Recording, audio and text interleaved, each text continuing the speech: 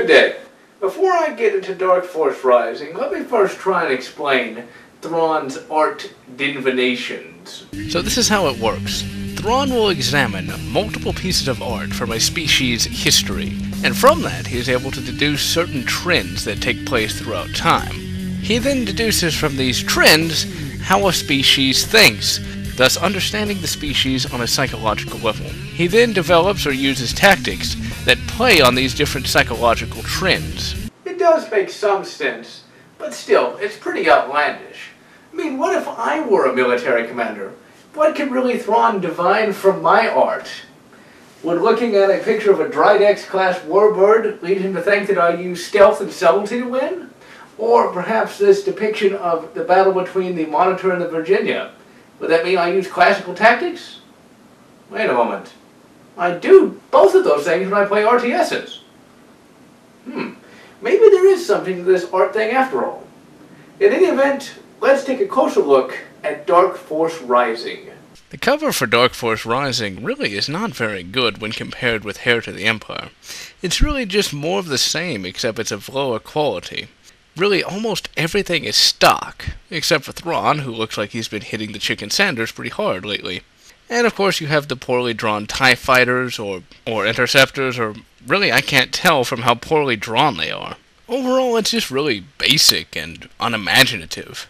So with this less than enthusiastic start, let's crack open Dark Force Rising and take a look. The novel begins, as all Star Wars media should, on the bridge of a Star Destroyer moving across space.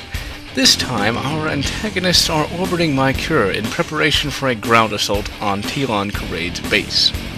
Unfortunately for the Imperials, Karaid has already packed up and left. However, he is still in system spying on the Imperials.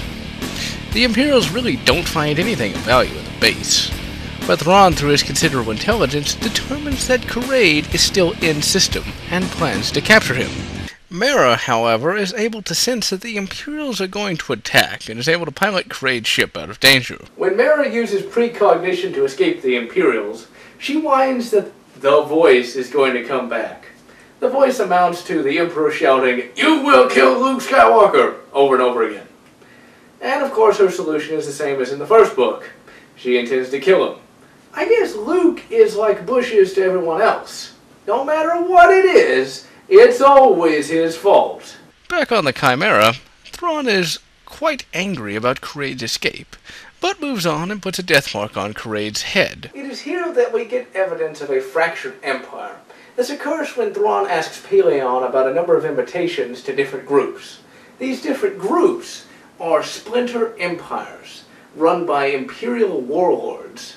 An imperial warlord is just a high-ranking official, be they military or civilian, that broke off from the empire as a whole and formed their own splinter empire.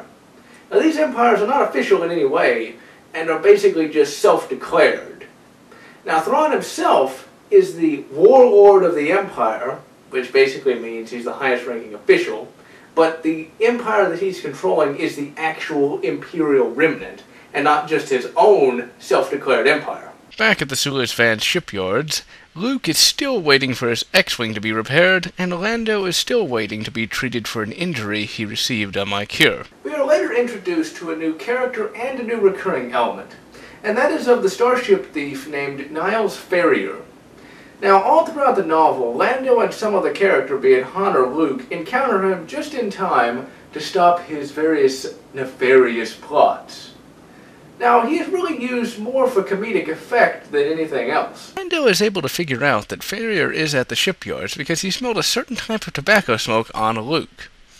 I suppose if Nomad City doesn't work out, Lando could always form his own private investigation company. From the people who brought you in RSIS and CSI Corellia, bring you the television event of the fall. Billy D. Williams in, Lando, P.I.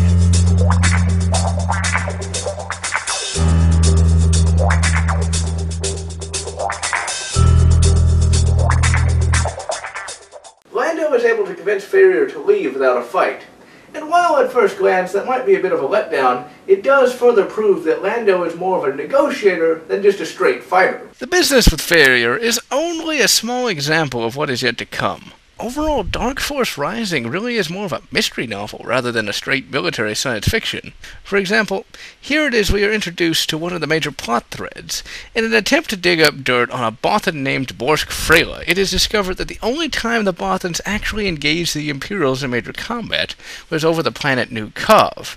And after this bit of data is discovered, all of our main characters begin splitting up, with the first being Leia, as she travels to Endor to meet her appointment with the Nogri. Taking a break from our magnificent heroes for a moment, we rejoin Kraid as he sets up his new base on an undisclosed planet. And this is where we enter into a new plot thread that is somewhat reminiscent of Episode 4. Kraid knows the location of the Katana fleet. The Katana fleet, or in some circles, the Dark Force, was a 200-ship space fleet commissioned prior to the Clone Wars. They were fitted with highly advanced slave control circuits that cut down on the number of crew members one had to have. But unfortunately, the fleet itself was lost due to the crew contracting a hive virus. Essentially, it drove them all mad before it killed them. One of these mad crew members set the dreadnoughts on a random hyperspace course, thus losing them. Since both the New Republic and the Empire are about equal, whoever finds this fleet would tip the balance considerably.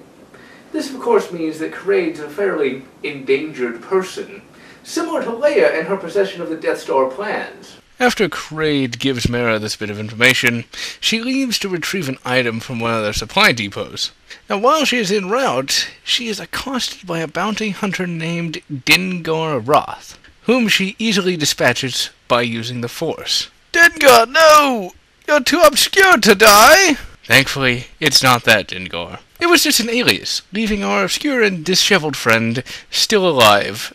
Now, when Kraid is informed about this attack, he does the most logical thing possible. He packs up his base yet again. You know, it seems to me that Kraid's going through these bases at a fairly rapid rate, and you really have to wonder just how his employees feel about that. I instructed you to have this shipment stowed by 9:30. You also told us to expect 9 containers. We received 17.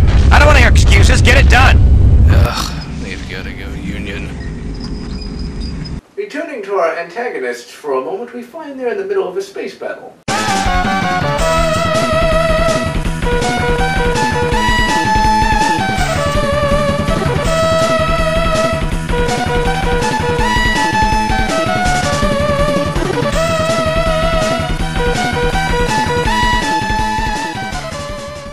At this point, Thrawn is engaged in commerce raiding. Now, he's doing this so that when he launches his main attack, the New Republic will be off balance. Now, in addition to that, at the end of Heir to the Empire, Admiral Akbar was arrested due to a number of suspicious monetary transactions. This, of course, was done by the Imperials to weaken the New Republic military.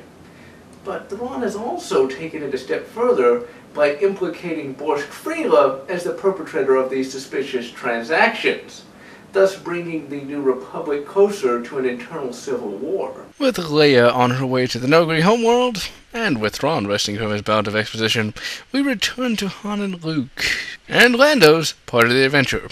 At this point, they have arrived on a planet called New Kov in order to try and find out why the Bothans engaged the Imperials. Almost immediately, Han is abducted by an unknown agent, whereas Lando and Luke face something a bit more complicated. Han and Lando were initially supposed to meet Luke in a bar. Now, this entire situation is straight out of Episode 4, but in this case, the bar is slightly less dingy. In any event, Luke is called upon to mediate a dispute. Now, Obi-Wan, he had it easy. All he had to do was slice off some guy's arm. In this case, Luke has to mediate a dispute of galactic economics, which is considerably more boring, but it is, at times, slightly more interesting. Now, Luke does get help from both Lando and the crowd itself, who just so happens to contain Niles Ferrier. And as it would turn out, Niles Ferrier proves instrumental in mediating this dispute.